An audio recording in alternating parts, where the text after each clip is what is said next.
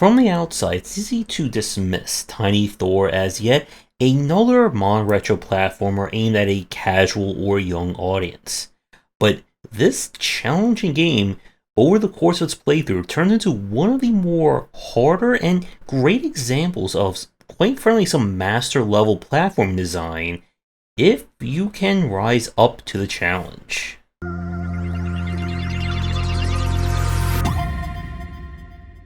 Tiny Thor begins innocently enough with our buddy here, Tiny Thor, no relation to another Thor played by Chris. It is his birthday, and going to his party, he gets knocked off the Rainbow Bridge and decides to explore Midgard, when a plot begins to envelop that may lead to the end of everything. And it's going to be up to him, his newly acquired Mjolnir, and of course help of two ravens to do a whole lot of platforming if they want to save the day. The game itself is played stage format as you explore the world and go chapter by chapter through the various stages. You will begin with basic movement tech, move, jump, and you can throw Mjolnir around. Mjolnir acts as kind of a bouncy bullet and can return to Thor with a push of a button. Now, one of the more interesting aspects we'll come back to in a few minutes about the physics of Mjolnir is that it behaves based on the edges of the screen. And if you move, or the screen moves while Mjolnir is bouncing around, it will also change how it's being directed. Each level is played out as you search for the exit, as well as collectibles in the form of blue crystals, which act as money, and red gems. The blue crystals can be used to buy upgrades that they're not required to win, but they'll provide you with some quite useful quality of life improvements. The red gems, which there are 3 per level, are used to unlock the game's bonus challenges. And yes, this game can get even harder, as we'll talk about next. As the game goes on, Tiny Thor over here will gain access to new powers, and each power is introduced and then the levels will adopt them, as you'll have to make use of them for the challenges. This includes wall jumping, double jumping, and more.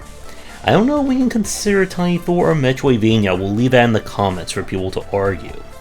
With the level design itself, one of the things that really makes this game stand out is the variety of level design. As you go from chapter to chapter, and again, as the aforementioned powers are introduced, the level design will grow and evolve, and that is a very important point about this game. The footage that I'm going to show in the beginning of this video is kind of from the first chapter, the first group of stages, and if you stop playing Tiny Thor at that point, you may again think that this is just a very simple game to play, there's no real challenge and all that. As you get further in, the difficulty really escalates, and so does the challenge of the game. And part of that is kind of clued, or you're given an idea about that, with the aforementioned challenge stages. The challenges introduce some of the more advanced platforming tech. One of the more interesting aspects is using your hammer and the physics of the screen and how it's bouncing to solve puzzles. And there's some very interesting puzzle designs in this game. There's one area I had to kind of stop and blink for a few seconds just to comprehend what did I just do to solve this puzzle. And if this game does see any more content added in the future, I would love to see more of these advanced puzzles thrown in. Now, the only way you can get access to them again is by finding the red gems, and they can be quite hidden throughout the stages. In terms of the general movement and feel in Tiny Thor, your basic powers, run, jump, and attack, all feel really great. The game controls fairly finely there. But as some of the new powers get introduced and as the difficulty grows in the game, so does kind of a little bit of a tearing at the seams of the gameplay loop. As I said at the start, if you're only playing this game through the first and maybe even into the second chapter, everything that I'm going to talk about here may sound weird, and you're probably wondering, is Josh just failing when it comes to platforming? But once you get introduced to the advanced powers, the game begins to take a very challenging turn. It almost turns into a quasi-Celeste-like, as one of your powers will even be to get an air dash. It's at this point where some of the more finicky aspects of the game start to make themselves known. Your hammer, again, can be thrown at various walls and angles and will bounce accordingly. But there are cases where the kind of gap that you're throwing your hammer into doesn't quite mesh with the angle that you want it to hit. So you have to kind of do like a little extra step to get some of the more fine-tuned shots. And this is on top of doing this when you're trying to make very precise jumps over death pits. And you are going to die a lot at this game. It gets to that point where the boss fights are noticeably easier than the platforming needed to get to them. And as the kind of level design evolves, it's not a case of the designers making bad levels. The levels are very challenging and very well thought out. And again, part of this is due to them adding in new tech as the game goes on. What you're going to be doing and the kind of jumping you're going to make in the first 10 levels is going to be demonstrably different compared to the jumping and tech you're going to be getting in the final 10 levels. But I don't think the game does quite a good enough job in terms of educating and growing the player's skill from level to level. As I've been saying, the first 15 or so levels into chapter 2, maybe even into chapter 3, are on the easy side.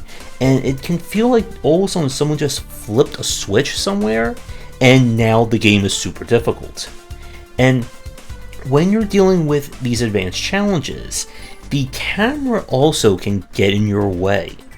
You see, the game kind of has that same kind of issue with games like Dust Force, where if you're trying to move very rapidly, or you are moving rapidly, the camera may not be able to keep up well enough so that you can properly dodge or do something on command. And there are quite a few sections where you're going to be doing a lot of rapid movement and rapid tech without any kind of rest or moment to spare. As the game goes on, the length between some of the checkpoints also becomes an issue.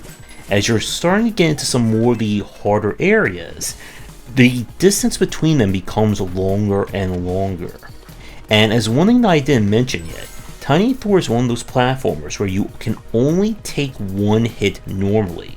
You can pick up a power apart that can help you, but some of the more annoying sections in the game, you're only going to have one hit. I haven't talked about the boss fights yet. All the boss fights are with enemies that are built around kind of some very basic fixed patterns. But you'll need to figure out the safest way to hit them, especially if you're going for a no-hit run against them. All in all, other than the final boss fight, I felt that they worked pretty well.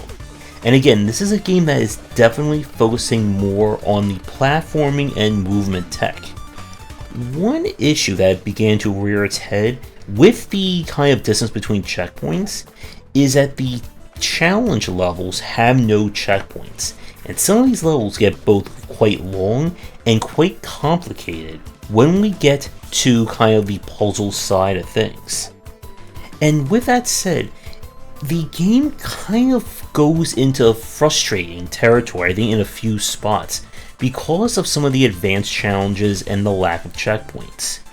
As another point, when you start getting the air dash, the game will start putting in these almost like character-wide gaps you need to dash through while you're falling.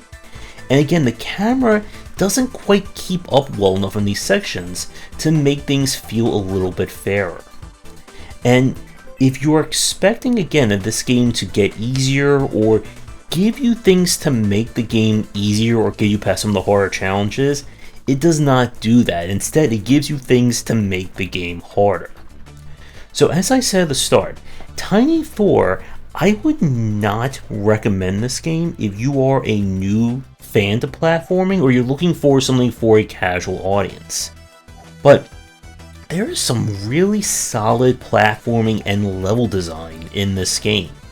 And I really hope that we see more of this design, and especially see more of an evolution on the puzzle side, because it's a very unique thing that we often don't see in mechanic-heavy platformers.